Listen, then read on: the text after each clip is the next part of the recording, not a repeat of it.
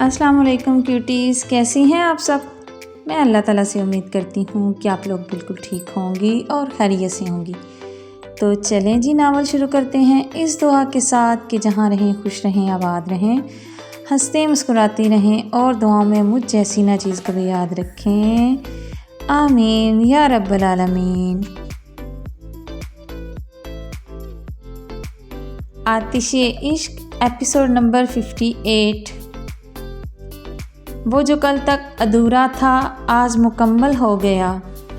वो जो कल तक अधूरा था आज मुकम्मल हो गया। एक नाम तेरे साथ जुड़कर मेरा मुकद्दर हो गया। सुबह की पहली किरण जब रूहे महल की बुलंद खिड़कियों से फिसलती हुई कमरे में दाखिल हुई तो उसने एक ऐसा मंजर देखा जो खुद रोशनी को भी शर्मा दे।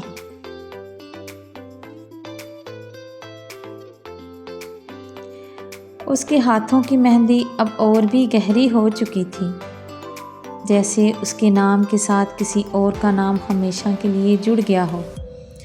और उसके बिल्कुल करीब ताहयांग हंजादा, जो एक हाथ चेहरे पे रख के उसके सहारे उसे देख रहा था, ऐसे जैसे कि इसकी दुनिया, इसकी सांस और इसकी हर एक दुआ बस इसी एक चेहरे में सिमट कर रह गई हो। सूरज की पहली किरण की तरह उसकी सफ़ेद रंगत, जो कुछ तो पहले ही उसकी कुर्बतों से गुलाबियाँ बिखेर रही थी, उस पर जब सूरज की रोशनी पड़ती तो वो और भी चमकदार होते उसे मुजस्समा हुस्न बना गई। लेकिन इसकी रोशनी पर वो जैसे बेजान होते सर को हिला गई तो चंद आवारा लटें उसके गाल को छूने की गुस्ताखी करने लगी थीं। और वो जो मबहूत होकर उसे एक डिक देखे ही जा रहा था, उसे ये आवारा लटें भी उसके गालों को छूती हुई बिल्कुल अच्छी नहीं लग रही थीं। उसने अपने हाथ की उंगली से इस नरमी के साथ ऐसे उन आवारा लटों को उसके मखमली रुखसारों से हटाते कान के पीछे अड़सा कि उसकी नींद डिस्टर्ब ना हो। लेकिन उसके चेहरे पर बेचैनी देखते वो हाथ आगे बढ़ाते सूरज की किरणों के आगे कर गया तो वो फिर से सुकून से सो गई। उसके चेहरे पर सुकून से भरी मुस्कुराहट नमूदार हुई, जो उसे बहुत भली लग रही थी। कोई अगर उससे पूछता कि सुकून क्या है तो वो बेइख्तियार होते कह देता कि उसकी मिसिज़ हान के चेहरे पर सुकून भरी ये मुस्कुराहट और उसका यूं अपने हान के बाजुओं में होना, ये औरत ही तो थी जो उसके वजूद में बिखरे हुए तूफ़ान में सुकून और सिर्फ़ सुकून, जो तूफ़ान इसकी ज़िंदगी में चंद अफराद बर्पा कर चुके थे, वो इन सब से इसका हिसाब बेबाक करने वाला था। लेकिन इससे पहले इसे अपनी ज़िंदगी में सुकून चाहिए और वो सुकून इसे इसकी मिसिज़ हान से ही मिल सकता है। और वो उसे रात भर खुद बेसुकून होकर सुकून पहुंचाती रही। उसकी मोहब्बत, उसकी कुर्बत, उसका हसीन सरापा और इस कुर्बत में उसकी मीठी मीठी सिसकियाँ और मोहब्बत भरी सरगोशियाँ, सब कुछ सुकून था। वो सर तपाऊं सिर्फ सुकून ही तो थी। वो अब आँखों में लाल डोरे लिए उसे देखते हुए उसके चेहरे पर झुकते उसके माथे पर लब रख गया। ये लम्हा तवील, ये लम्हा कितना मुकम्मल और पुरसुकून था। कोई इस खान से पूछे, तुम्हारी हिम्मत कैसे हुई खिड़की को लॉक करने की। वो उसके करीब आते उसके बालों को मुट्ठी में दबोचते उसके चेहरे पर झुकते हुए घुर्रा कर पूछने लगा था, ये मेरा घर है, ये मेरा कमरा है और मैं जब चाहे इसे खुला रखूं और जब चाहे इसे लॉक लगाऊं। इससे आपको क्या मतलब। और वैसे भी जो आप करना चाहते थे वो तो आप कर चुके हैं ना। मुझसे पेपर मैरिज करते मुझे अजियत पहुंचाकर अपना बदला ले तो लिया, अब और क्या चाहते हैं। वो भी उसी के अंदाज में कहते उसे और सुलझा कर रख गई थी।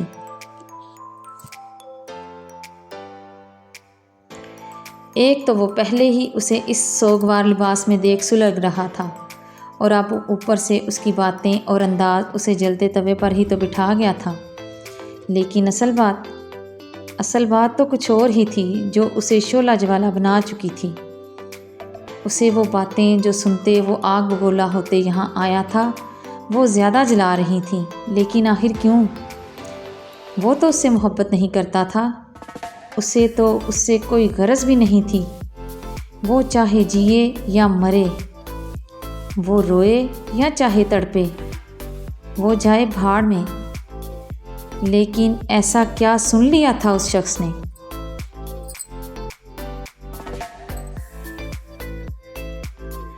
وہ جب رات گئے خان مینشن لوٹا تھا تو سب اپنے اپنے کمروں میں پرسکون نیند سو رہے تھے۔ ایک تو سردیوں کی رات اور دوسرے سب تھکے ہوئے تھے۔ پورے خان مینشن میں اس وقت سناٹا سا چھایا ہوا تھا اور سب اپنے اپنے کمروں میں لائٹس آف کر کے سو رہے تھے۔ اس وقت صرف ایک کمرے میں لائٹ جل رہی تھی۔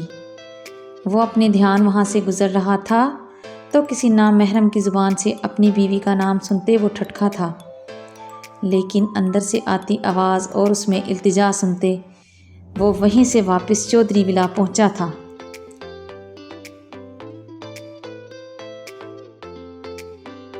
بابا پلیز آپ ایک دفعہ ان سے بات کر کے تو دیکھیں، مجھے یقین ہے کہ وہ لوگ مان جائیں گے۔ وہ اگر تاہیانگ خانزادہ کو رشتہ دے سکتے ہیں تو پھر مجھے بھی امید ہے کہ وہ سندس جی کا ہاتھ میرے ہاتھ میں دینے سے انکار نہیں کریں گے۔ یہ جنکو خانزادہ کے کزن کی آواز تھی، اس کے چھوٹے ماموں کا بیٹا آرحان خان جو لندن سے آیا تھا، صرف اور صرف اپنے کزن تاہیانگ خانزادہ کی شادی اٹینڈ کرنے، جسے لڑکیوں سے مانو تو انتہا درجے کی الرجی تھی۔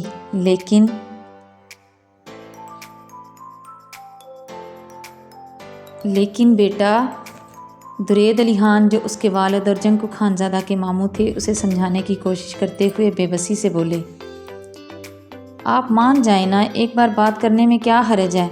اللہ اللہ کر کے کوئی لڑکی میرے شہزادے کو پسند آئی ہے تو خدا کا نام لیں اور بات کر کے دیکھیں، بلکہ میں تو کہتی ہوں انہیں منا لیں، ان کی جو بھی شرائط ہوں گی، جو بھی مانگیں ہوں گی ہم پوری کر دیں گے، بس وہ ہمیں اپنی بیٹی دے دیں۔ کمرے میں سے آنے والی تیسرے نفوذ کی آواز سنتے وہ پہچان چکا تھا کہ یہ اس کی ممانی تھی، آرحان خان کی والدہ پلوشہ خانم، جن کا بیٹا 30 سال کا ہو چکا تھا۔ ان کے لاکھ بار کہنے پر اور ان گنت لڑکیاں دکھانے پر بھی انکار کر دیتا تھا۔ وہ جب بھی کبھی پاکستان آتا تو اس کی ماں کا یہی تو مشغلہ ہوتا تھا، لڑکیوں کی تصویریں اور ان کے حسن کے قصیدے پڑھتے اپنے بیٹے کو منانا، لیکن وہ ہر دفعہ ناکام ہو جاتی اور وہ یوں ہی واپس چلا جاتا تھا۔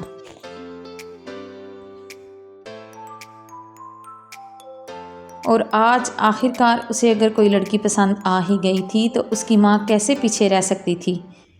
اسے تو چٹ منگنی اور پٹ بیاہ رچانا تھا اپنے بیٹے کا۔ لیکن یہ کیسے ہو سکتا ہے خانم؟ وہ لوگ چودھری ہیں اور ہم خان ہیں، اور میں نے دیکھا ہے ان کے اور آریان کے درمیان نسلوں کا فاصلہ۔ آریان کبھی نہیں مانے گا اور نہ ہی ہمارے ساتھ چل کر رشتے کی بات کرے گا۔ درید علی خان تھکے ہوئے لہجے میں کہتے اب بیڈ کی جانب بڑھے تھے۔ تو کوئی بات نہیں، ہم سکندر انکل سے بات کرتے ہیں نا، سنا ہے کہ اپنے چھوٹے خان کا رشتہ بھی تو انہوں نے ہی طے کیا تھا۔ آلیان چودھری ان کی بہت عزت کرتے ہیں اور انہیں بہت مان بھی دیتے ہیں۔ مجھے امید ہے کہ اگر وہ ہمارے ساتھ چلیں گے تو چودھری صاحب کبھی بھی انکار نہیں کر پائیں گے۔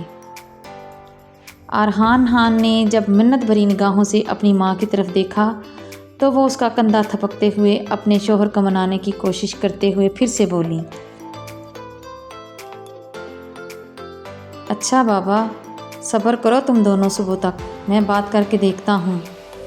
وہ اب ان دونوں کے سامنے ہار مانتے ہوئے بولے تھے، بات نہیں کرنی ہے بابا، انہیں ہر حال میں منانا ہے، اور کل شام تک مجھے جواب ہاں میں چاہیے۔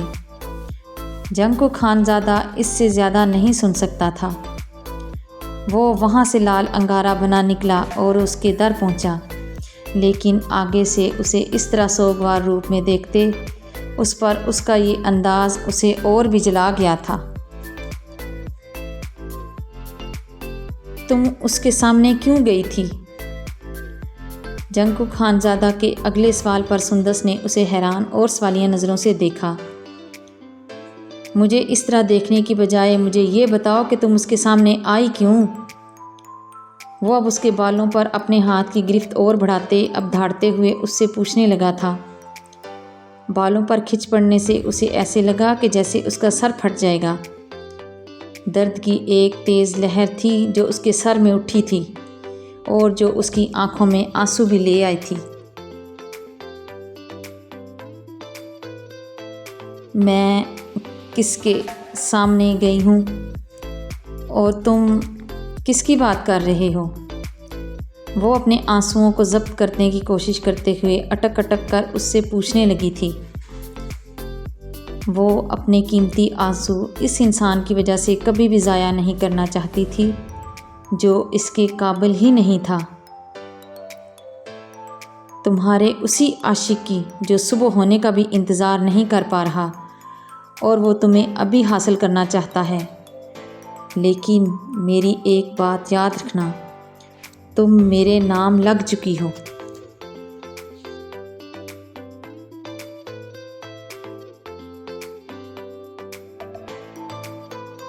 اور جو چیز ایک دفعہ میرے نام لگ جاتی ہے وہ پھر برباد تو ہو سکتی ہے لیکن کسی اور کی نہیں۔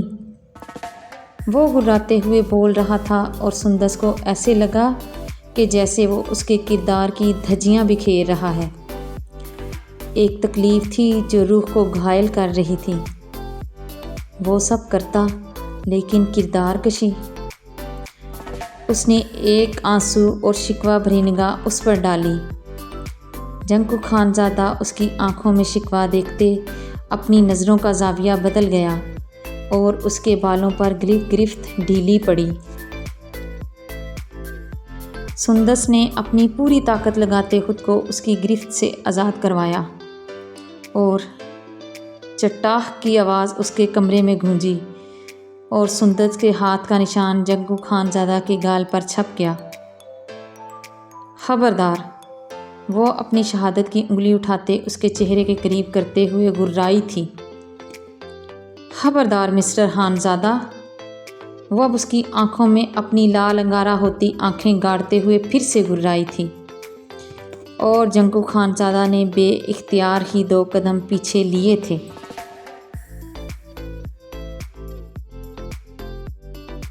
اگر تم نے میرے کردار پر انگلی اٹھائی یا اسے گندا کرنے کی کوشش کی تو میں وہ کر گزروں گی جس کا تم تصور بھی نہیں کر سکتے۔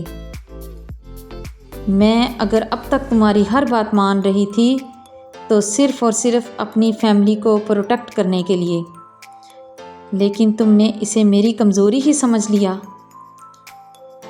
بات جب میرے کردار پر آئے گی تو میں ہر رشتے کا لحاظ بھول جاؤں گی۔ مجھے نہیں پتا تم کس کی بات کر رہے ہو اور نہ ہی مجھے یہ جاننے میں دلچسپی ہے کہ وہ ہے کون۔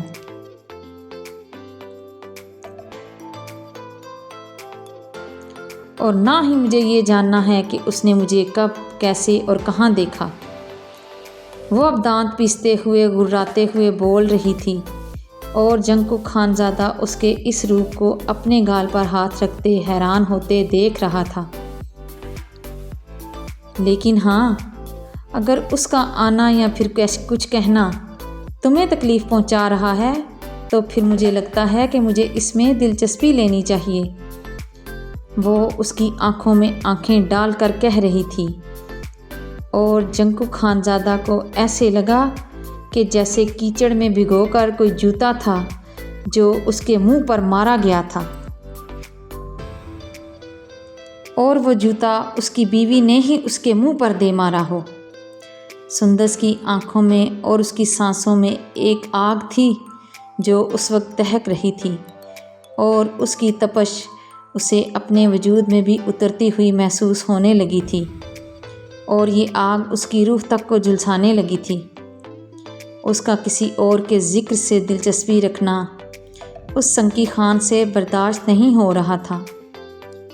وہ جل رہا تھا اور سلگ رہا تھا، لیکن آخر کیوں وہ اپنے ہی جذبات سے انجان، اپنی زبان سے اپنی ہی قسمت کو برباد کر رہا تھا۔ ویسے بھی تم نے تو مجھ سے بس کاغذی شادی کر رکھی ہے نا، بقول تمہارے۔ وہ چند ساتھ رکنے کے بعد پھر سے بولی تھی، اور اب کی بار اس کے دل کے مقام پر اپنی انگلی رکھتے اسے طنزیہ ہنسی ہنستے اس کے دل کے مقام پر اپنی انگلی ٹھوکنے لگی تھی۔ اور تم مجھے صرف اپنے بدلے کے طور پر استعمال کرو گے اور پھر مجھے چھوڑ دو گے اس دنیا میں ذلیل ہونے کے لیے۔ اور ویسے بھی تم تو مہک سے محبت کرتے ہو نا، اور اسے اپنے بھائی سے چھین لو گے، یہی کہا تھا نا تم نے؟ تو پھر جاؤ نا اور ایسا کر کے دکھاؤ۔ میرے پاس کیا لینے آئے ہو؟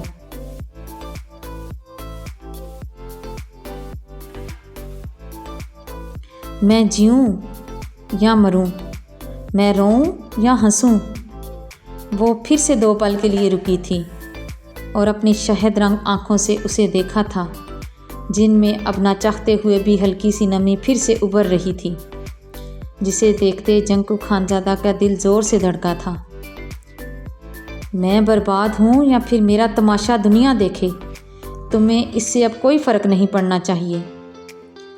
آخری الفاظ میں اس کا لہجہ بھی نم ہوا تھا۔ سب برداشت ہو سکتا تھا، لیکن اپنے کردار پر سوال نہیں۔ امید ہے کہ تم سمجھ گئے ہوگے، اینڈ پلیز لیو۔ وہ اتنا کہتے اپنے بیڈ کی جانب بڑھی، اور وہ آج چپ چاپ سر جھکا گیا تھا۔ کہنے کو کچھ بچا ہی نہیں تھا۔ وہ صحیح تو کہہ رہی تھی، یہ رشتہ تو صرف انتقام کے لیے جڑا تھا، اور انتقام پر بھی ختم بھی ہونا تھا، تو پھر اس کے بعد وہ جیے یا مرے اس سے کیا غرض؟ اور ہاں، اب یہ مت سمجھنا کہ میں خاموشی سے تمہارا ہر کہا مانوں گی۔ وہ جب کھڑکی کی جانب بڑھا تو اس کی آواز سنتے وہ رکا تھا، اور پھر تیزی سے واپس اس کے قریب آیا۔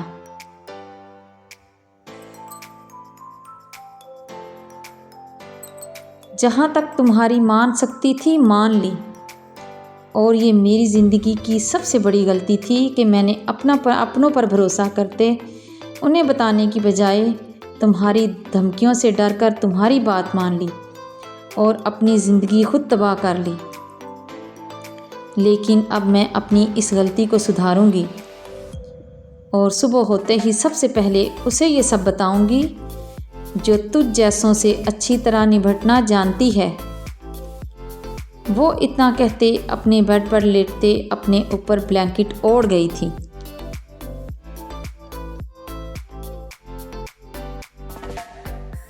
کیا کہا تم نے؟ وہ اس کے اوپر سے بلینکٹ کھینچ کر اتارتے ہوئے اس کے اوپر جھکتے ہوئے دھاڑ کر بولا تھا۔ وہ آنکھوں میں غصہ لیے اسے گھورنے لگی تھی۔ کیا کہا تم نے؟ ایک بار پھر سے بولو ذرا، کسے بتاؤ گی اور کیا بتاؤ گی؟ وہ اس کے چہرے کو اپنے ہاتھ میں دبوچ کر اب اس سے پوچھنے لگا تھا، جن آنکھوں میں 2 پل پہلے شرمندگی افسوس نظر آ رہا تھا، وہ اب پھر سے انگارے برسانے لگی تھی۔ میں نے کہا میں تم سے اب نہیں ڈروں گی، اور میں مہک کو سب کچھ سچ سچ بتا دوں گی۔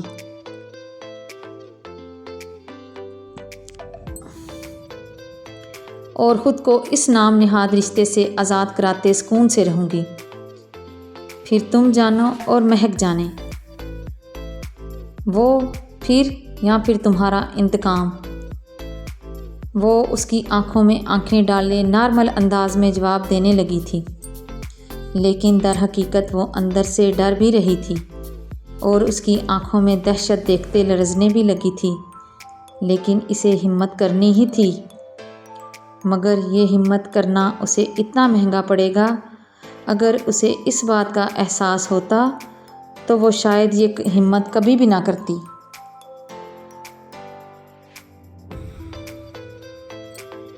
بہت ہمت آ گئی ہے نا تم میں؟ وہ اس کے چہرے پر ہاتھ کا دباؤ بڑھاتے دانت کچکچاتے ہوئے بولا تھا۔ میں تھوڑا نرم کیا پڑا، تم نے مجھے کمزور ہی سمجھ لیا۔ وہ اس کے چہرے کو ایک دم جھٹکتے ہوئے بولا تھا۔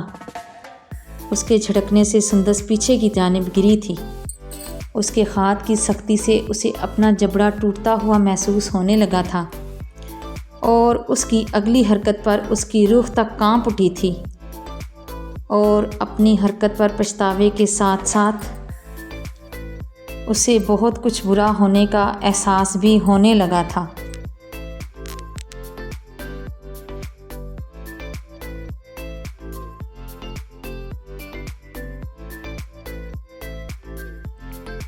وہ اپنے منہ پر ہاتھ رکھتے اپنے سر کو زور سے نہ میں ہلاتے اب بیڈ سے اٹھنے کی کوشش کرنے لگی تھی اور وہ سنکی خان جو گرراتے ہوئے بولتے اپنی شرٹ کے بٹن کھول رہا تھا، اسے بیڈ سے اٹھنے کی کوشش کرتے دیکھ وہ اس کی ٹانگ کھینچ کر اسے پھر سے بیڈ پر پھینک گیا اور اپنی شرٹ اتار کر اس پر جھکا۔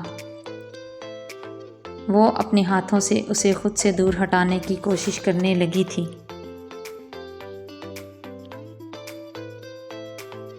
کاغذی رشتہ، کاغذی رشتہ، کاغذی رشتہ کہہ کہہ کر تم نے میرا دماغ خراب کر دیا ہے۔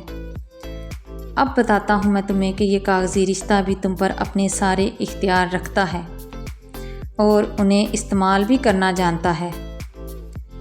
وہ اتنا کہتے اس کے ہونٹوں پر جھکا اور اپنے اندر کی ساری کھولن اس کے ہونٹوں پر اتارنے لگا۔ وہ اس کے کندھوں پر مکے مارتے اسے خود سے دور دھکیلنے کی کوشش کرنے لگی تھی، لیکن وہ اس کے ہاتھوں کو اپنے ہاتھوں میں الجھاتے انہیں پیچھے تکیے پر پن کر گیا تھا۔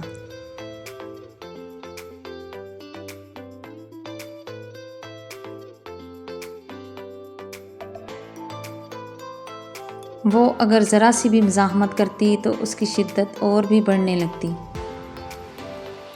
وہ اس کے ہونٹوں کو کاٹتے برے طریقے سے اس کی سانسیں کھینچتے اس کے الفاظ کی اسے اچھی خاصی سزا دینے لگا تھا۔ تکلیف کے باعث اس کی آنکھوں سے آنسو نکلتے تکیے میں اب جذب ہونے لگے تھے۔ تکلیف اپنی کم مائگی کی، تکلیف اپنے مقدر میں لکھی ہوئی اس بربادی کی، تکلیف اپنے تمام خوابوں کے ٹوٹنے کی، اور تکلیف اپنی اس بے بسی کی۔ وہ اپنی ساری کھولن اس کے ہونٹوں پر اتار کر پیچھے ہٹا تو اسے آنکھیں بند کیے ساکت پڑے دیکھتے وہ اس کے چہرے کو پکڑ کر ہلانے لگا، لیکن وہ اس کے ظلم پر اپنے ہوش گنوا چکی تھی۔ ابھی تو صرف سانسیں چرائی ہیں تو یہ حال ہے، اور اگر اپنی شدتیں تم میں انڈیلوں گا تو تم تو مر ہی جاؤ گی۔ وہ اس کے چہرے کو دیکھتے طنزیہ لہجے میں بولا اور پھر سے اس پر جھکتے اسے اس کی سانسیں واپس لوٹانے لگا۔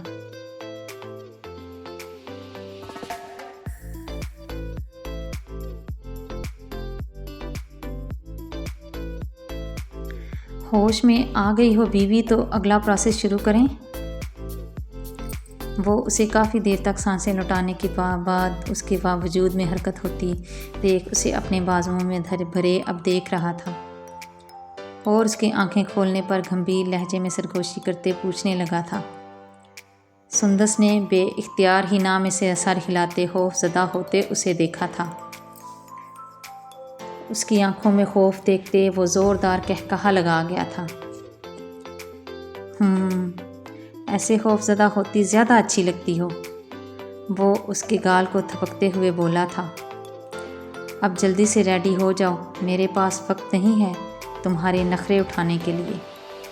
میں نے تمہیں سمجھایا تھا بیوی، میرے سامنے اپنی آواز اونچی مت کرنا، لیکن تم نے میری بات کو لائٹلی لیا اور نہ صرف اونچی آواز بلکہ مجھے دھمکانے کی بھی کوشش کی۔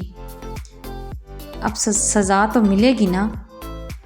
اگر میری بات مان کر چپ رہتی تو بچ جانے کے امکان ہوتے، لیکن اب وہ اس کے چہرے سے انگلی ٹیز کرتے اس کے گردن سے شہرک اور پھر نیچے کی جانب لے جاتے ہوئے بولا تو سندس اس کی انگلی کے لمس پر اس کے ڈرانے پر لرزتے ہوئے اس کا ہاتھ پکڑ گئی تھی۔ نہیں، وہ اس کے ہاتھ کو پکڑتے ہوئے کپکپاتے ہوئے بولی، تو فقط اتنا ہی۔ یہ تو تمہیں بہادری دکھانے سے پہلے سوچنا چاہیے تھا بیوی، وہ اس کے ہاتھ سے اپنے ہاتھ کو ہٹاتے ہوئے بولا تھا اور اس کی دھڑکنوں پر اپنا دباؤ بڑھا گیا۔ مجھے معاف کر دو، وہ اس کے ہاتھوں کے نیچے اپنی دھڑکنوں کو محسوس کرتے ہوئے روتے ہوئے چلاتے ہوئے بولی تھی۔ نہیں بیوی، اب معافی نہیں ملے گی، اب تو سزا ملے گی، اور وہ بھی اچھی طرح ملے گی۔ یہاں سے اب اگر تم نیچے آؤ گے تو تمہیں ایک اور کمرے کی لائٹ نظر آئے گی۔ جب تم اس کے قریب جاؤ گے تو تمہیں اندر سے تھکے ہوئے لہجے سنائی دیں گے۔ انہیں سنتے تمہیں اندازہ ہوگا کہ وہاں موجود دونوں وجود تھکے ہوئے ماں باپ کے ہیں۔ تمہیں ان کی باتیں سنتے شاید یہ اندازہ ہو جائے گا کہ ماں باپ بیٹی کے پیدا ہونے پر اداس کیوں ہو جاتے ہیں۔ وہ اس کی وجہ سے نہیں بلکہ اس کے نصیب کے ڈر کی وجہ سے اداس ہوتے ہیں، اور اس کی خود سے جدائی کی وجہ سے اداس ہوتے ہیں۔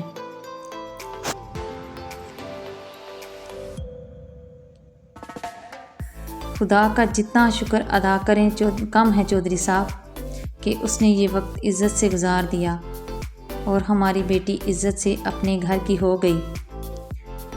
رچنا چودھری بیڈ پر پیچھے کی جانب ٹیک لگائے خدا کا شکر ادا کرتے ہوئے بولی تھیں۔ ہاں بیگم، یہ تو خدا کا کرم ہی ہے،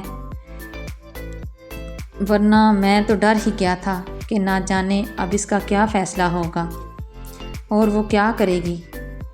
جانتی ہو نا اسے غلط کریکٹر کے لوگوں سے کتنی سخت نفرت ہے، اور وہ اس طرح کے لوگوں کو سزا دینے میں بھی لمحہ نہیں لگاتی۔ آلیان چودھری اپنے چشمے کو اتار کر سائڈ ٹیبل پر رکھتے ہوئے تھکے قدموں کے ساتھ بیڈ کی جانب بڑھتے ہوئے بولے تھے، اور پھر بیڈ پر بیٹھ کر پیچھے کی جانب ٹیک لگا گئے۔ ہاں، یہ بات تو آپ نے ٹھیک کہی ہے، اس کی وجہ سے تو ایک پل کے لیے میں بھی ڈر گئی تھی کہ اس معاملے میں وہ بہت جلد جذباتی ہو جاتی ہے، لیکن خدا کا شکر ہے کہ اس نے تحمل سے اور عقل سے کام لیا اور اس لڑکی کو بھی منہ توڑ جواب دیا اور اپنے رشتے پر بھروسہ کرتے فیصلہ کیا۔ رچنا چودھری اب اپنے پاس پڑے ٹیبل سے لوشن اٹھا کر ہاتھ پر ڈالنے لگی تھی۔ لیکن اس میں سارا کمال تو ہمارے بیٹے کا ہے، جس نے اسے اتنا اعتماد اور اپنے رشتے پر اتنا بھروسہ کرنا سکھایا۔ آلیان چودھری نے اپنے پیروں پر بلینکٹ اوڑھتے ہوئے کہا تھا۔ ویسے بہت ہی خوش قسمت ہے ہماری بیٹی، جو خدا نے اسے تاحیانگ جیسا ہم سفر عطا کیا ہے۔ آلیان چودھری کی اگلی بات پر رچنا چودھری نے حیران ہوتے انہیں دیکھا اور پھر وہ مسکرا دیں۔ ویسے حیرت ہے، آج آپ اپنی بیٹی کی بجائے میرے بیٹے کی تعریف کر رہے ہیں۔ اس نے ہماری بیٹی کو میاں بیوی کے رشتے پر بھروسہ کرنا سکھایا ہے، اسے یقین اور اعتماد کرنا سکھایا ہے۔ رچنا، اب اتنا حق تو اس کا بنتا ہی ہے۔ آلیان چودھری نے اب مان کے ساتھ مسکراتے ہوئے دل سے اس کی تائید کی۔ میرا بیٹا تو پہلے دن سے ہی تعریف کے قابل تھا، لیکن آپ دونوں باپ بیٹی کو ذرا دیر سے سمجھ میں آیا۔ رچنا چودھری اب مان سے سر اٹھائے بولی اور ہاتھ پر لوشن لیتے اسے اپنے پاؤں پر لگانے لگی تھی۔ ہاں، تم سچ کہتی ہو بیگم، واقعی میں وہ شروع سے ہی ایسا ہے، بس مجھے ہی ذرا دیر سے سمجھ میں آیا، اور میری بیٹی کو بھی، کہ وہ کتنا اچھا ہے۔ جانتی ہو رچنا، اس نے نہ صرف مہک کی سوچ بدلی بلکہ اپنے صبر اور استقامت سے مجھے بھی بدل دیا، اور آخری وقت تک امید کا دامن تھامنے اپنے پیار کے لیے لڑتا رہا اور پھر اسے حاصل بھی کر لیا۔ اور ہاں، نہ صرف حاصل کیا بلکہ اسے اس رشتے کی سچائی اور خوبصورتی سمجھاتے ہماری زندگی کی سب سے بڑی مشکل بھی حل کر دی۔ آلیان چودھری کی بات سنتے رچنا چودھری کے پاؤں کو مساج کرتے ہاتھ رکے تھے اور انہوں نے سوالیہ نظروں سے آلیان چودھری کو دیکھا تھا۔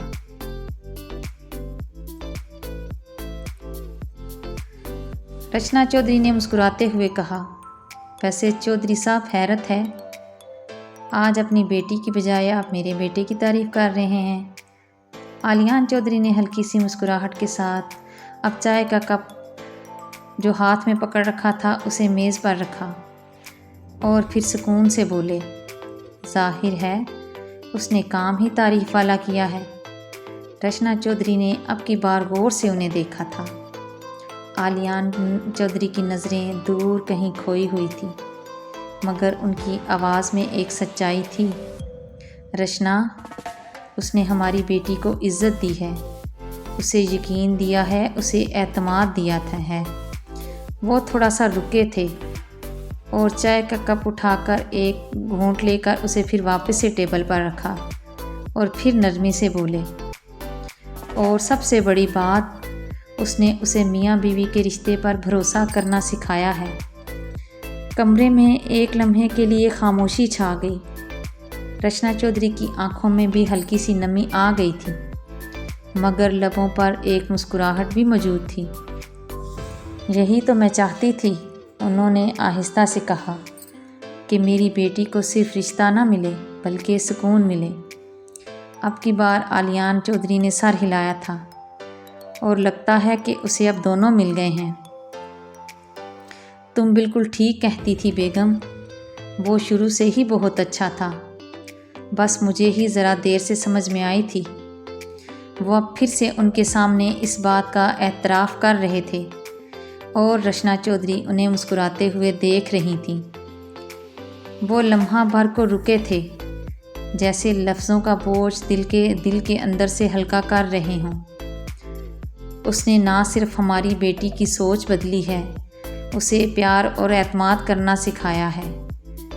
اب کی بار ان کی آواز میں اور بھی نرمی تھی اور ساتھ میں اعتراف بھی تھا، بلکہ صبر اور استقامت کے ساتھ اس نے مجھے بھی بدلا ہے۔ رچنا چودھری کے ہاتھ جو ان کے پاؤں کو آہستہ آہستہ مساج کر رہے تھے، وہ پھر سے اچانک سے رک گئے تھے۔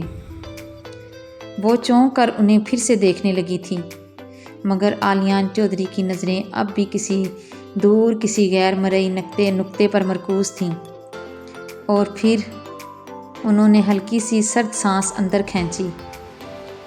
اپنی محبت کے لیے لڑتے ہوئے اسے حاصل بھی کر لیا۔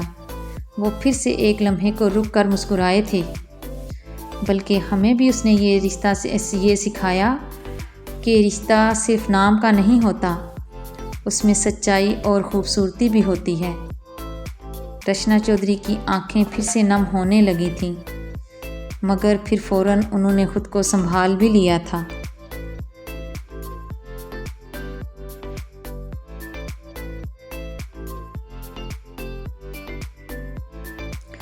اور ان سب سے بڑی بات، اب کہ وہ پھر سے بولے تھے، اس نے میری زندگی کی سب سے بڑی مشکل بھی حل کر دی ہے رچنا۔ رچنا چودھری نے دھیرے سے پوچھا تھا، کون سی مشکل چودھری صاحب؟ آلیان چودھری پہلی بار سیدھا اب ان کی آنکھوں میں آنکھیں ڈال کر دیکھنے لگے تھے۔ اس نے مجھے بدلا ہے رچنا۔ کمرے میں خاموشی پھیل گئی تھی، مگر یہ خاموشی بھاری نہیں تھی، یہ وہ سکون تھا، یہ ایک مکمل اعتراف کا سکون، اور سکون میں خاموشی۔ رچنا چودھری کی آنکھوں میں ایک نرم سی مسکراہٹ ابھری تھی، اور انہوں نے دوبارہ آہستہ سے پاؤں پر مساج کرنا شروع کر دیا تھا۔ آلیان چودھری نے ہلکی سی سانس اندر کھینچی تھی، جیسے پرانی یادیں ایک ساتھ ذہن میں پھر سے اتر آئی ہوں۔ تمہیں معلوم ہے رچنا، انہوں نے آہستہ سے کہا تھا، جب میں نے مہک سے اس کی شادی کی بات کی تھی نا، اس نے جو اس رشتے کے بارے میں مجھے خیالات بتائے تھے، وہ لمحے بھر کے لیے پھر سے رکے تھے، اور چائے کا کپ اٹھا کر پھر سے ہونٹوں کو لگایا تھا۔ اپنے آس پاس کی لڑکیوں اور عورتوں کے مسائل ان کو حل کرتے ہوئے اسے جو بھی تجربات ملے تھے یا جو بھی تجربات ہوئے تھے انہوں نے کب پھر سائڈ پہ رکھا تھا۔ ان کی آواز اور بھی بھاری ہو گئی تھی۔ انہیں سنتے تو میں لرز گیا تھا رچنا چودھری خاموشی سے اب انہیں دیکھنے لگی تھی۔ کچھ کہے بغیر وہ صرف انہیں سن رہی تھی۔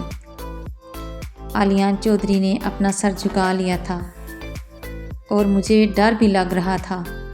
انہوں نے اب کی سچائی سے اعتراف کیا تھا کہ وہ نہ جانے اپنی زندگی میں اب آگے کیا کرے گی۔ ایک لمحہ خاموشی رہی، پورے کمرے میں سکوت رہا۔ پھر وہ ہلکے سے مسکرائے تھے، مگر اس مسکراہٹ میں اب اطمینان ہی اطمینان تھا۔ لیکن خیر، انہوں نے بات مکمل کی۔ وقت نے ثابت کر دیا کہ میں غلط تھا۔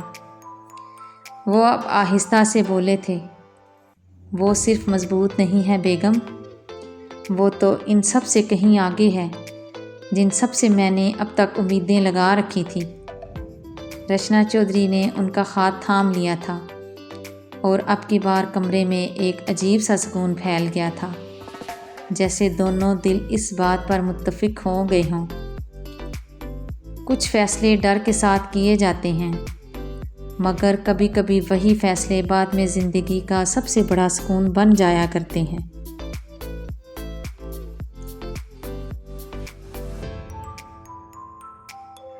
ہاں، یہ بات تو آپ نے ٹھیک کہی چودھری صاحب، رچنا چودھری نے آہستہ آواز میں کہا تھا۔ آپ نے دیکھا نہیں، جنہیں ہم اپنا کہتے تھے انہوں نے ہمیں ایک بار پھر بربادی کی دلدل میں دھکیلنے کی کوشش کی تھی۔ ان کی آواز میں اب کی بار دکھ صاف جھلک رہا تھا۔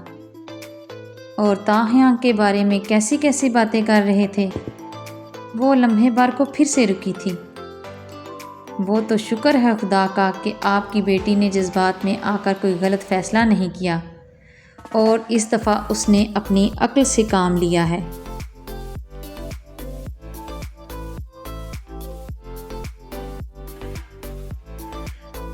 آلیان چودھری نے اب کی بار انہیں ایک دفعہ تو گھور کر دیکھا، لیکن پھر وہ ہلکے سے مسکرا دیے۔ میری بیٹی عقل و شعور رکھتی ہے مسز چودھری، انہوں نے اب نرمی سے کہا تھا، بس آپ کو کبھی کبھی نظر نہیں آتا۔ رچنا چودھری نے تھکے ہوئے انداز میں سر کو ہلکا سا جھٹکا تھا۔ تھک گئی ہوں میں، وہ اب آہستہ سے اپنے کندھوں کو دبانے لگی تھی۔ یہ دیکھ کر آلیان چودھری فوراً سے ان کے قریب ہوئے تھے۔ ادھر لائیں، انہوں نے اب نرمی سے کہا تھا، میں مساج کر دیتا ہوں۔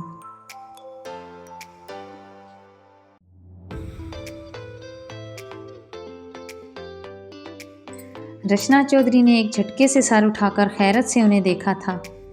آپ؟ انہوں نے سوالیہ انداز میں صرف اتنا ہی کہا تھا۔ آپ تو ایسے ریئیکٹ کر رہی ہیں بیگم جیسے پہلی بار کر رہا ہوں۔ چودھری صاحب کا لہجہ اس بار نروٹھا سا تھا۔ بیٹیوں کی رخصتی سچ میں تھکا دینے والی ہوتی ہے۔ وہ آہستہ آہستہ ان کے کندھوں پر ہاتھ رکھتے اسے دبانے لگے تھے۔ کمرے میں ایک لمحے کے لیے خاموشی چھا گئی تھی۔ پھر رچنا چودھری آہستہ آواز میں بولی تھیں تو لہجہ اداس تھا۔ ہاں، لیکن ان کی جدائی اس سے بھی زیادہ تھکا دیتی ہے۔ آلیان چودھری نے ان کے کندھوں کو آہستہ آہستہ دباتے ہوئے نرم لہجے میں کہا تھا، نہیں مسز چودھری، ان کا مقدر زیادہ تھکا دیتا ہے۔ وہ لوگ خیریت سے پہنچ گئے؟ رچنا چودھری نے آہستہ آواز میں ان سے پوچھا تھا، کیا آپ کی بات ہوئی تھی ان سے؟ آلیان چودھری سرد سانس اندر کھینچ گئے تھے۔ ہاں، پہنچ گئے ہیں خیریت سے۔ اور پھر وہ لمحہ بھر کو رکے تھے اور چہرے کی مسکراہٹ تھوڑی اور گہری ہوئی تھی۔ لیکن رچنا چودھری نے ان کے لیکن کہنے پر فوراً ان کی طرف دیکھا تھا۔ لیکن کیا چودھری صاحب؟ آلیان چودھری نے اپنے سر کو تھوڑا سا جھٹکے سے ہلایا تھا۔ وہ آپ کا لاڈلا انہوں نے معنی خیز انداز میں کہا تھا، ہماری بیٹی کو ساری گاڑیوں کے درمیان میں سے اغوا کر کے وہ اسے کہیں اور ہی لے گیا ہے۔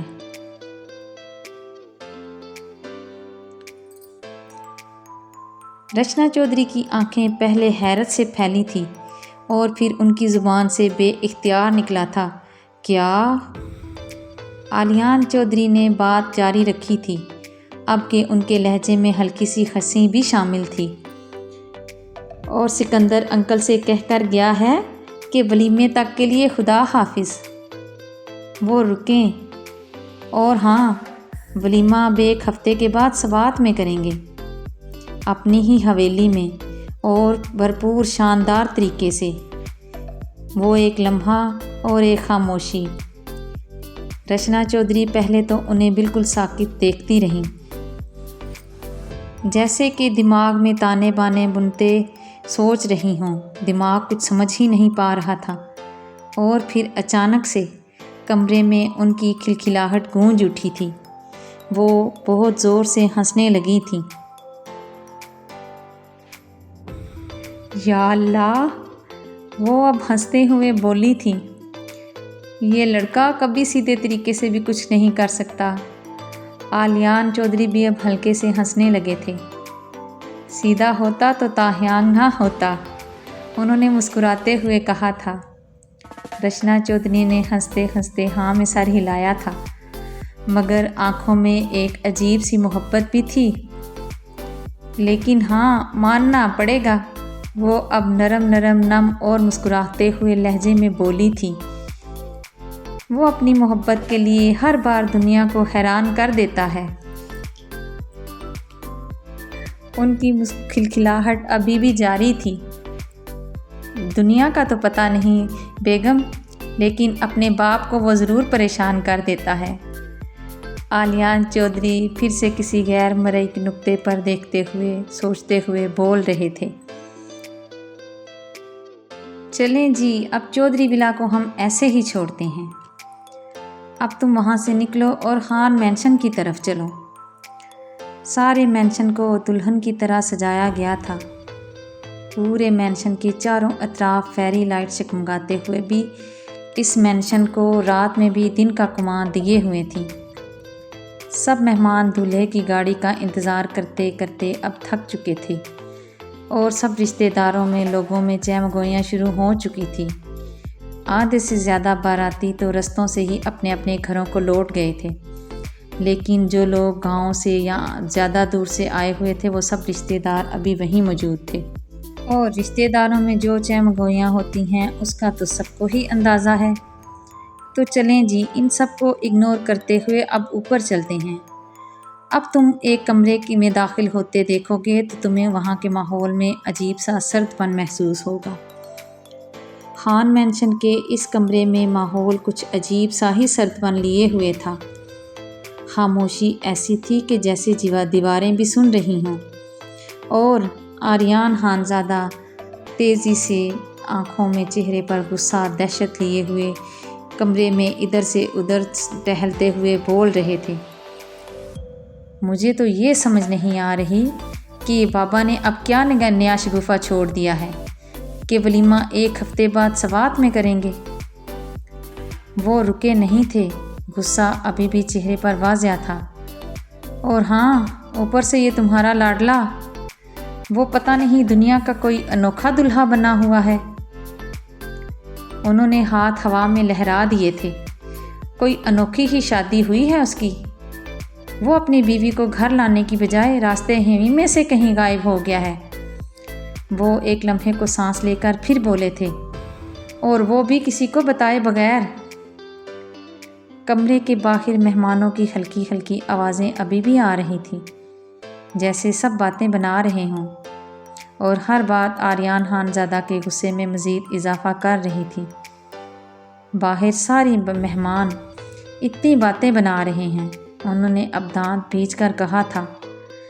شرمندہ کروا دیا کم بخت نے۔ وہ ابھی بھی غصے میں تھے کہ اچانک رانیہ خانزادہ کی آواز انہیں پیچھے سے سنائی دی تھی۔ وہ آواز نرم تھی لیکن پوری تیزی کے ساتھ تھی۔ آپ کا بیٹا ہے نا، آپ پر ہی جائے گا نا؟ آریان خانزادہ نے سر جھٹکے سے سر اٹھا کر فوراً مڑ کر انہیں دیکھا تھا۔ کیا مطلب؟ رانیہ خانزادہ نے ہلکی سی مسکراہٹ دبا کر کہا تھا، یاد ہے نا، آپ نے بھی تو یہی کیا تھا۔ آریان خانزادہ پہلے تو ایک لمحے کو ساکت رہ گئے۔ کیا؟ یہ تم کیا کہہ رہی ہو خانم؟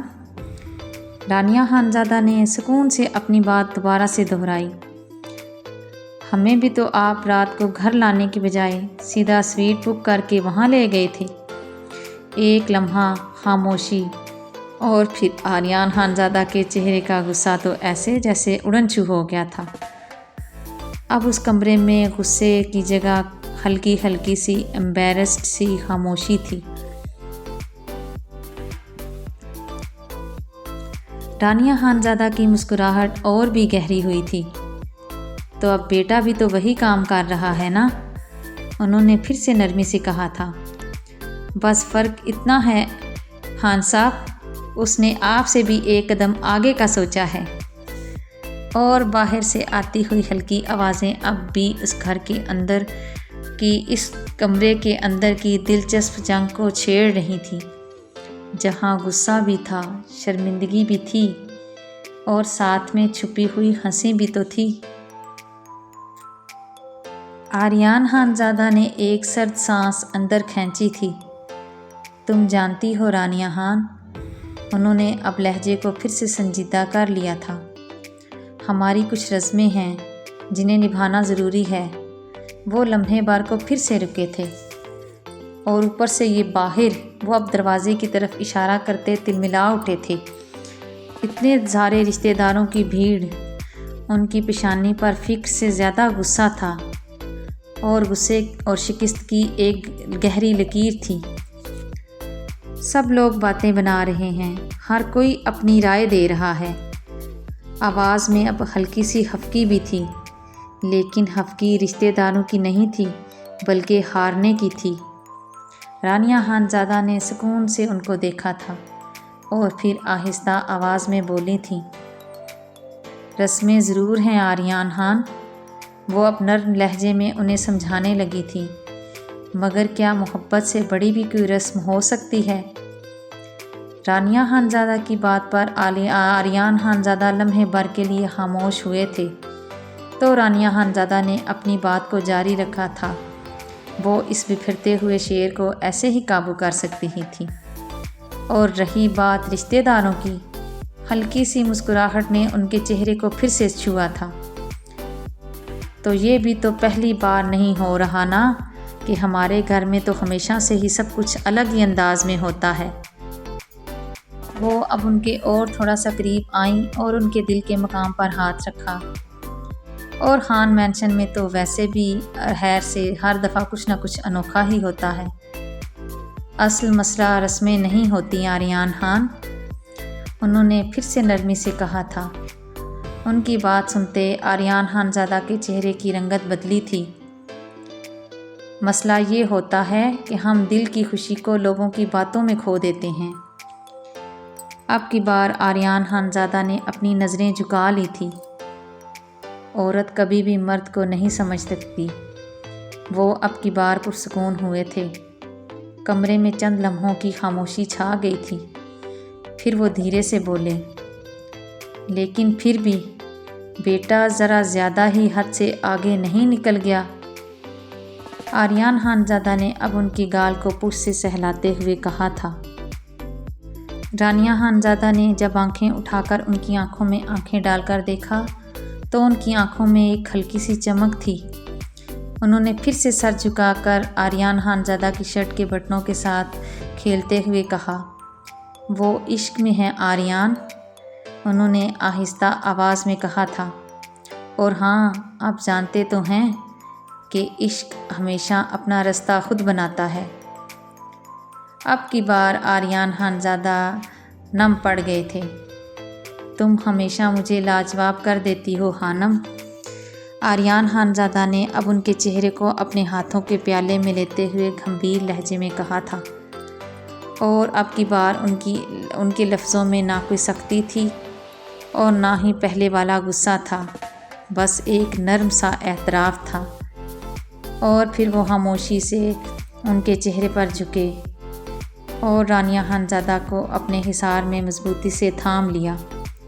رانیہ خانزادہ لمحے بھر کو چونکی تھیں، پھر آہستہ سے ان کے سینے پر اپنا سر رکھ دیا تھا۔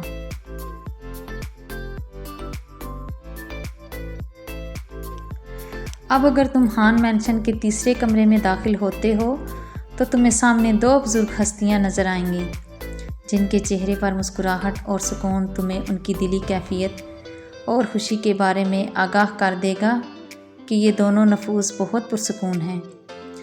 وہ دونوں روح محل بحفاظت پہنچ گئے نا؟ کوئی مسئلہ تو نہیں ہوا خان؟ زرمینہ خانم کی اس سوال پر سکندر خانزادہ نے جھٹکے سے سر اٹھا کر ان کی طرف دیکھا۔ سکندر خانزادہ کی آنکھوں میں حیرت اور تعجب کے ساتھ ساتھ سوال بھی تھے۔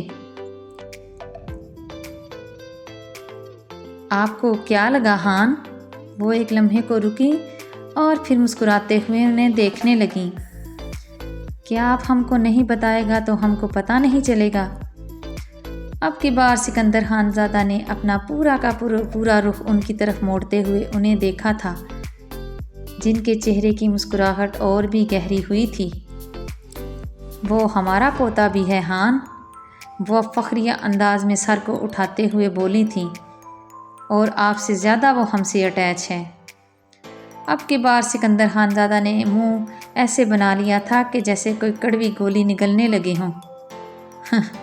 خبیث کا بچہ، ہم سے کہا تھا کہ یہ راز دادا پوتا کا درمیان رہنا چاہیے۔ تاجان، سکندر خانزادہ منہ ہی منہ میں بڑبڑائے تھے۔ اور پھر زرمینہ خانم کا کہا بے ساختہ تھا، اچھا نا، چھوڑیں خان اس بات کو، وہ تو اب خیر سے بیوی والا ہو گیا ہے، اب یہ جلن چھوڑ دیں۔ اب ذرا اپنا چھوٹا خان کا فکر کریں جو آج کل سارا رات غائب رہتا ہے۔ زرمینہ خانم پہلے تو سکندر خانزادہ کے چہرے کی حالت کو دیکھتے ہوئے ہنسنے لگی تھی اور پھر ہنستے ہنستے ایک دم سیریس ہوتے بولی تھیں۔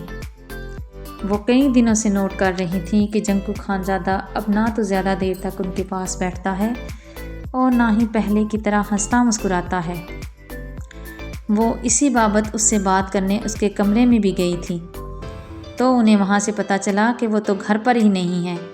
وہ اپنا ارادہ ترک کرتے جب واپس لوٹیں، یہ سوچ کر کہ صبح ان سے بات کریں گی، لیکن جب صبح اس کے کمرے میں گئیں تو تب بھی اس کا کمرہ خالی تھا۔ وہ اسے خالی دیکھ پریشان ہوتے اب گارڈز اور ڈرائیور سے اس کے بارے میں پوچھ گچھ کرنے لگیں تو انہیں پتہ چلا کہ وہ پچھلے کئی دنوں سے رات بھر گھر سے غائب رہتا ہے اور گھر واپس نہیں آتا۔ زرمینہ خانم نے انہیں سب بتاتے اس پر دھیان دینے کا کہا، اور سکندر خانزادہ تو ان دنوں دوسرے مسئلوں میں الجھے ہوئے تھے، اور جو کچھ تاہیانگ خانزادہ انہیں بتا چکا تھا اس کے بعد تو وہ سوچنے سمجھنے کی صلاحیت ہی کھو چکے تھے، اور بڑی مشکل سے خود کو مضبوط بنایا تاکہ یہ وقت اور عزت اور سکون سے گزر جائے۔ ہلکی ہے سنہری دھوپ سفید پردوں سے جب اندر چھن کر پھیل رہی تھی، فضا میں گلابوں اور مہندی کی ملی جلی خوشبو رچی بسی ہوئی تھی۔ بیڈ پر مہک تاہیانگ خانزادہ سرخ نائٹی میں، اس کے گولڈن براؤن بال تکیے پر بکھرے ہوئے تھے، چہرے پر نیند اور شرم کی ملی جلی چمک لیے وہ خاموشی سے پرسکون سو رہی تھی۔ اس کی گردن اور اس کے ارد گرد اس کی شدتوں اور قربتوں کے نشانات بہت بھلے لگ رہے تھے، اور وہ اسے ایک ٹک دیکھے جا رہا تھا۔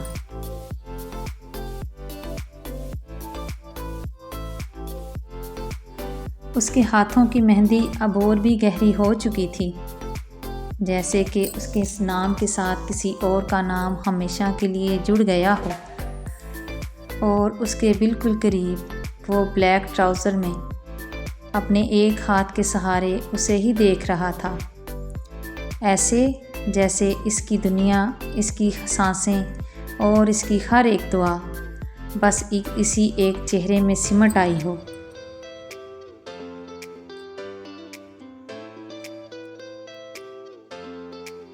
سورج کی پہلی کرن کی طرح اس کی سفید رنگت جو کچھ تو پہلے ہی اس کی قربتوں سے گلابیاں بکھیرے ہوئے تھی، اور اس پر جب سورج کی روشنی پڑتی تو وہ اور بھی چمکدار ہوتے اسے حسن کا مجسمہ بنا رہی تھیں۔ لیکن اس کی روشنی پر وہ جیسے بے چین ہوتے سر کو ہلاتی تو اس کے چہرے کی چند آوارہ لٹیں اس کے گالوں کو چھونے کی گستاخی کرنے لگی تھیں، اور وہ جو مبہوت ہو کر اسے ایک ٹک دیکھے ہی جا رہا تھا، اسے اب یہ آوارہ لٹیں بھی اس کے گالوں کو چھوتی ہوئی اچھی نہیں لگ رہی تھیں۔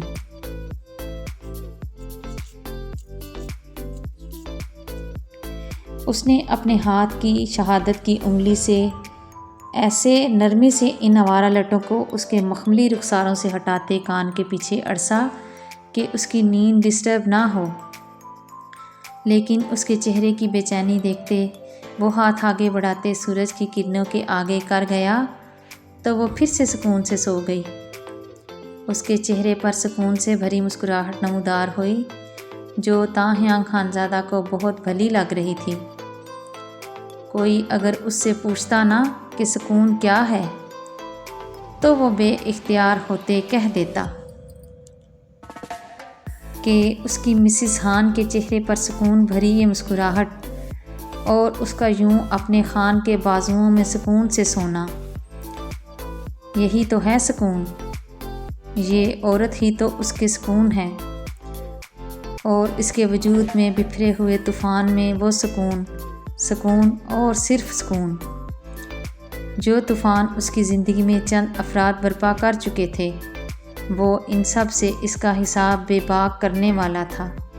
لیکن اس سے پہلے اسے اپنی زندگی میں سکون چاہیے تھا، اور وہ سکون اسے اس کی مسز ہان سے ہی مل سکتا تھا، اور وہ اسے رات بھر سکون دینے کے لیے خود بے سکون رہی تھی، لیکن اسے سکون پہنچاتی رہی تھی۔ اس کی محبت، اس کی قربت، اس کا حسین سراپا، اور اس قربت میں اس کی میٹھی میٹھی سسکاریاں اور محبت بھری سرگوشیاں، سب کچھ سکون تھا۔ وہ سر تا پاؤں صرف سکون ہی سکون تو تھی۔ وہ اپنی آنکھوں میں لاڑ ڈورے لیے اسے دیکھتے، اس کے چہرے پر جھکتے، اس کے ماتھے پر اپنے لب رکھ گیا تھا۔ یہ لمحہ طویل تھا، یہ لمحہ کتنا مکمل تھا اور پرسکون تھا، یہ کوئی اس خان سے پوچھتا۔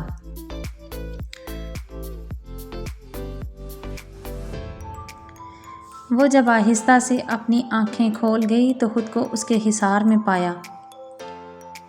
وہ اس کے چہرے کو دیکھتے ہوئے مسکرا رہا تھا، اور اس کی آنکھیں اس کے رت جگہ کی گواہی دے رہی تھیں۔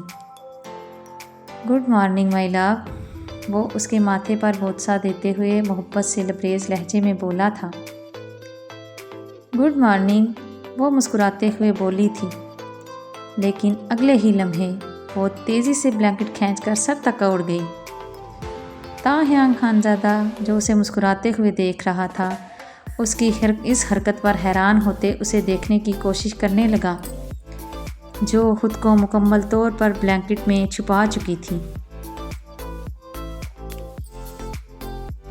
مسز ہان، کیا ہوا؟ وہ اس کے اوپر سے بلینکٹ ہٹانے کی کوشش کرتے شرارتی لہجے میں پوچھنے لگا تھا۔ اس کا یوں شرماتے خود کو چھپا لینا تاحیاں خانزادہ کی دھڑکنیں منتشر کرنے لگا تھا۔ وہ بلینکٹ کے اندر بھی شرم سے مرنے والی ہو رہی تھی۔ تاحیاں خانزادہ کے ہاتھ اب بلینکٹ کے اندر سے اس کے پیٹ پر رقص کرنے لگے تھے، تو وہ پھر سے ایک لمحے میں کپکپا اٹھی تھی۔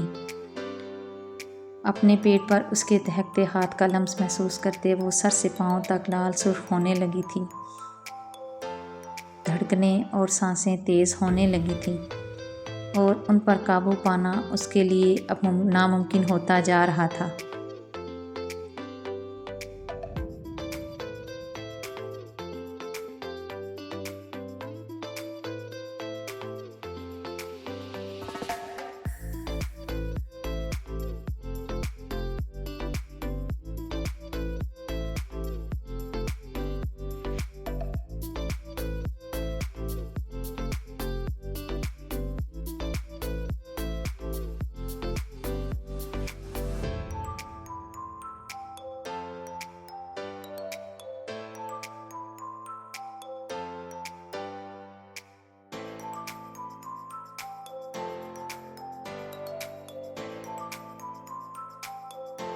مائی لٹل ریڈ روز، شرمانا چھوڑیں اور اٹھ کر فریش ہو جائیں، تب تک میں اپنے ہاتھوں سے آپ کے لیے ناشتہ ریڈی کرتا ہوں۔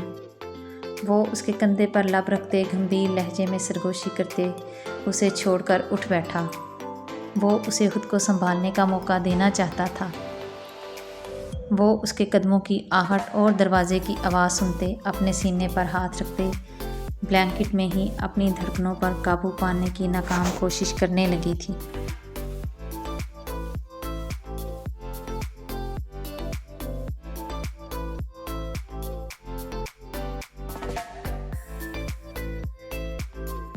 اسے جب یقین ہو گیا کہ وہ کمرے سے جا چکا ہے تو وہ آہستہ آہستہ اپنے چہرے سے بلینکٹ ہٹاتے دیکھنے لگی تھی، لیکن اسے سر پر جھکے دیکھ پھر سے تیزی سے وہی حرکت دہرانے لگی تھی کہ اب کی بار وہ اسے اس طرح کی جسارت کرنے سے روک گیا اور مسکراتے ہوئے اپنا سر نہ میں ہلا گیا۔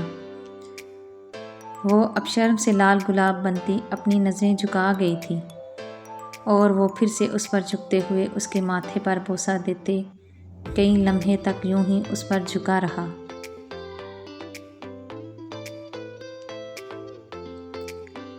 دونوں کی دھڑکنیں منتشر تھیں، دونوں کی آنکھیں بند، لیکن چہرے دونوں کے مسکراتے ہوئے تھے۔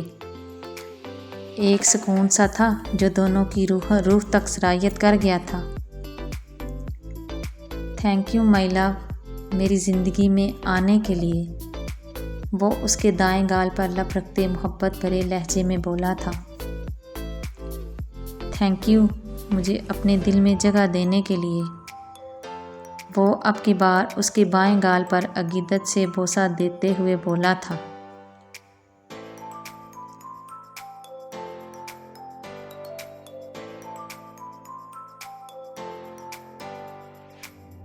تھینک یو میری ساری وحشتیں اور میری ساری شدتیں برداشت کرتے مجھے پرسکون کرنے کے لیے۔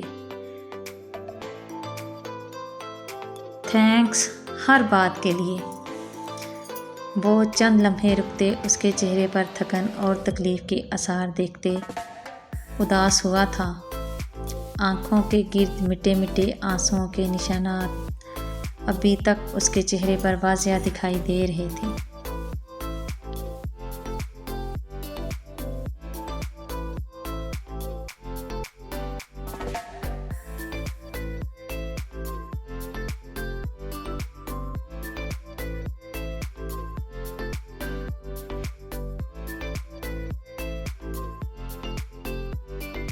سوری، وہ نم لہجے میں بولا، آنکھیں بھی اس کی نم ہوئی تھیں، جس پر مہک نے اسے حیران کن نظروں سے دیکھا تھا۔ میری وجہ سے جو درد آپ کو برداشت کرنا پڑا، وہ شرمندہ ہو رہا تھا۔